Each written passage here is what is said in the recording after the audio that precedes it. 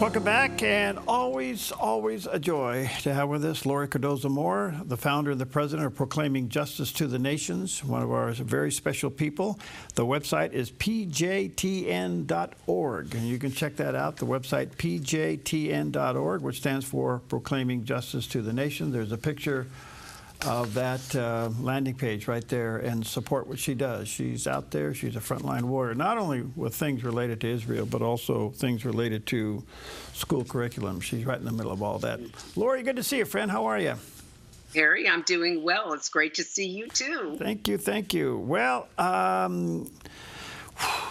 Israel's Memorial Day. It's a chilling thing when that siren goes off for a couple of minutes in that nation. How do you look at this day? Yeah, I'm sure you've been there and you've heard it and you've seen the response from the people. It's unlike anything I've ever experienced. You know, we have our Memorial Day, and yes, it's a solemn day, but a lot of people mark it with barbecues. But to watch the Israeli people stop what they're doing for a minute and allow that siren to go off, and they remember, not only do they remember those who lost their lives, but they also, it's a time of prayer to ask God to remember the sacrifices these people made, to have mercy on the nation.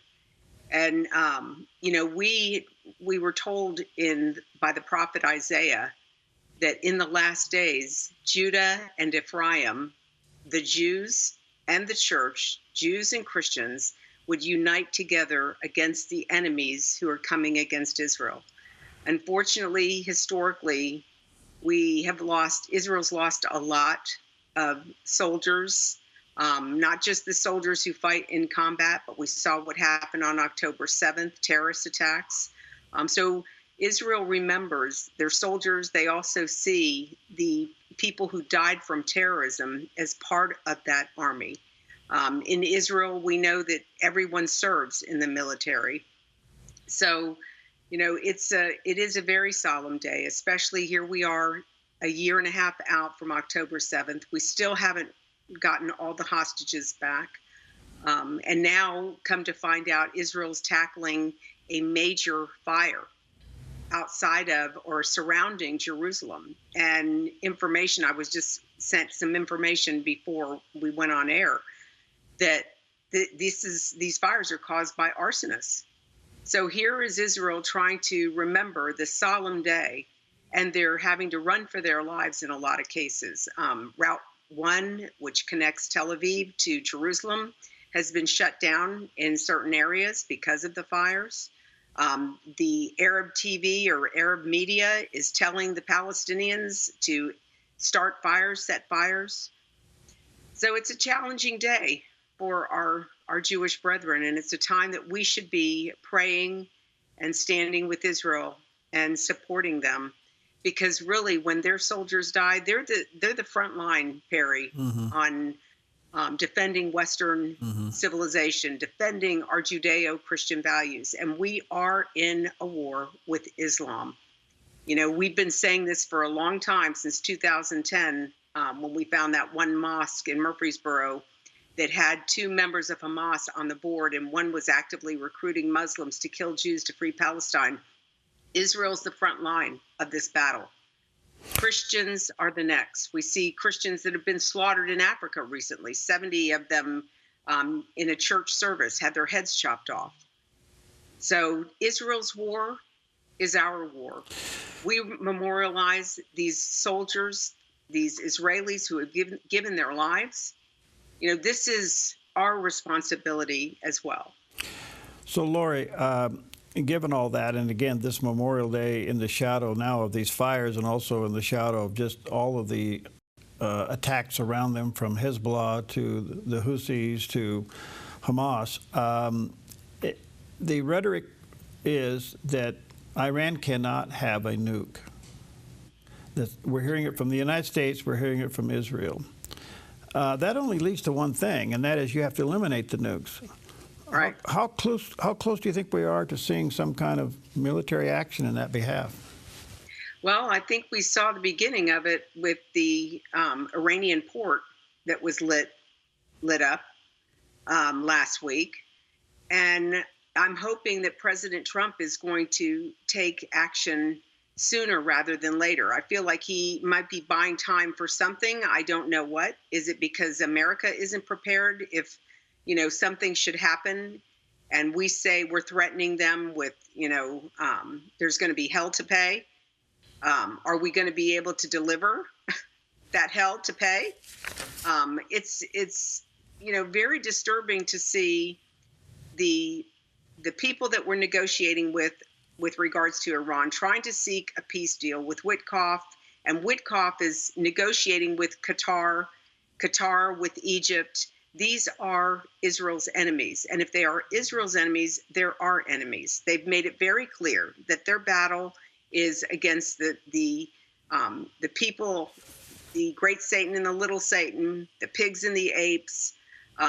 This is our war, and I pray to God that whatever President Trump has planned, it's going to be quick and it's going to be decisive, because Bibi has been very clear. He's ready to take on this issue. He's ready to take care of the nuclear problem in Iran. Part of that is how can I say, the terrorist cells that are in the United States, that an attack in Iran would trigger them to retaliate within our own borders. I'm sure that's legitimate. But at the same time, Iran's so close to this nuke development with only one thing in mind. They only want it for one reason, that's to eliminate Israel. So it's got to be a tough spot for the president. I don't know. It seems like to me we're going to come to a headline one of these mornings that it's started. Mm-hmm. Yeah, and like I said, I think what happened in the port last week is the beginning of that. I think we saw witness. Of course, Israel is not, saying that they did it, and the United States isn't saying that they were behind it either. But somebody's sending somebody a message, loud and clear. The other part of this argument, Laurie, is that, as you know, the president's gone after DEI and now has really impacted the universities, and the universities are drilling down on anti-Semitism. It looks like they're actually protecting the anti-Semites. Where do you think this is going to go? Well, I am pleased with the reaction that President Trump has had with regards to these universities, but we have to remember, Perry, we've been priming the pump for years. This started, we became aware of this indoctrination going on, the DEI, the anti-Semitism, the anti-American rhetoric in our children's curriculum back in 2012. That was 13 years ago. Now we're negotiating with the country, the Islamist country, that is the biggest funder of this propaganda. This is what really disturbs me, is why is President Trump negotiating with the Islamist government that is funding the propaganda, the widespread propaganda, not just on higher ed campuses, but in K through 12 education. We should not have anything to do with Qatar. They're funding it. They're funding publishers like Pearson Publishing. You and I have talked about Pearson and the propaganda, the anti-Semitic, supporting terrorists blowing themselves up in a Jerusalem restaurant because they're waging a war against Israeli government policies and army actions. I hope that we're going to, in fact, I'll be in D.C. next week meeting with the chairman of the House Education and Workforce Committee, submitting to him documentation of the propaganda being taught to our kids that our children, K through 12, are being exposed to, and hopefully, God willing, getting hearings from him.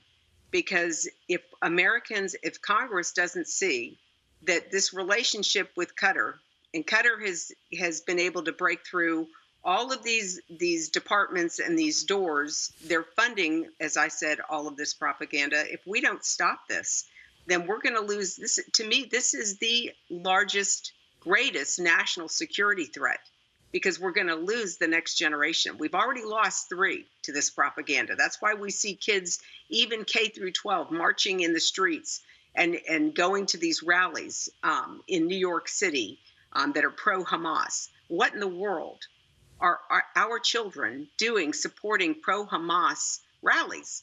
This is crazy.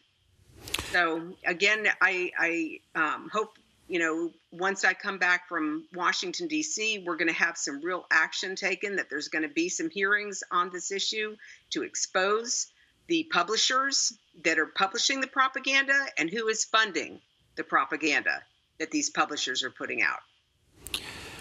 Yeah, it's just mind-boggling that DEI, its origin was to protect everything but Jews.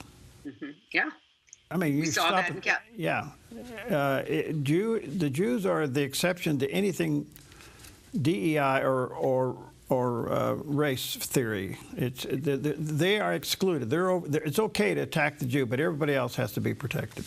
That's right. Well, it's the Jews and the white people. If you're white and you're not someone of color, we saw that in California with the ethnic studies model curriculum. And we were able to get them to rein that back when they said, okay, so we'll include the Jews of color. So Jews who have darker skin are okay, but Jews who are white are like the white males, I guess females too, in America. So we have a huge challenge before us, and it's so critically important that we stay engaged in what's happening, that our congressmen, our senators hear from us on these issues. Because, like I said, we're celebrating, we're remembering, we're not celebrating, we're memorializing the Jews, the Israelis, the IDF soldiers who have given their lives. And if we're really a friend of Israel and we're going to stand with our Jewish brethren and defend them against this war on terror, this craziness around the globe, the anti-Semitism, then we need to act upon it. We need to show them by our actions that we are committed to this, and by showing them, also showing the Lord that we're on Israel's side. Good to see you. Thank you. I wish we had more time, only one segment today. But let me say to our viewers and listeners, you can go to pjtn.org, and there's just so much resources there. And you can support Laurie and all of her efforts, not only with Israel, but in particular her fight for curriculum purity, if I can put it that way.